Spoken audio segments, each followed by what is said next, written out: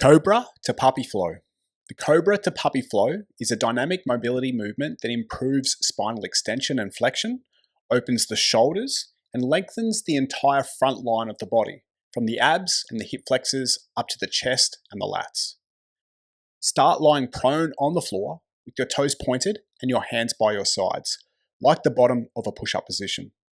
Before you move, set a strong posterior pelvic tilt. Tuck your tailbone and squeeze your glutes to protect the lower back. From here, press your arms straight and arch through the spine to move into the Cobra position. Your hips may or may not come off the floor, but your thighs should remain in contact with the ground. Keep your chest pushed out, shoulders pulled down, and glutes active. Focus on contracting the spinal erectors and actively pulling yourself into a strong arch. Hold the Cobra for 5 to 10 seconds, breathing into the front of the body. Then, rotate your head to look over one shoulder, feeling the stretch deepen across the abs, obliques, and hip flexors. Hold this position for 5 to 10 seconds, then gently rotate to the opposite side and do the same.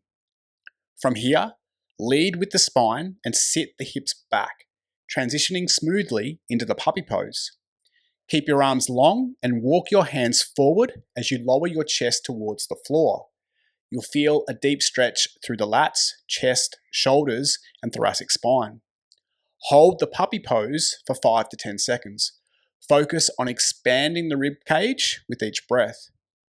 To reset, shift your weight forward, returning to the bottom of the push-up position. Re-establish your posterior pelvic tilt and begin the next rep. Perform this flow for 3 to 5 repetitions, moving with control and steadily breathing. Over time, you'll improve spinal mobility, anterior chain length, and shoulder flexibility.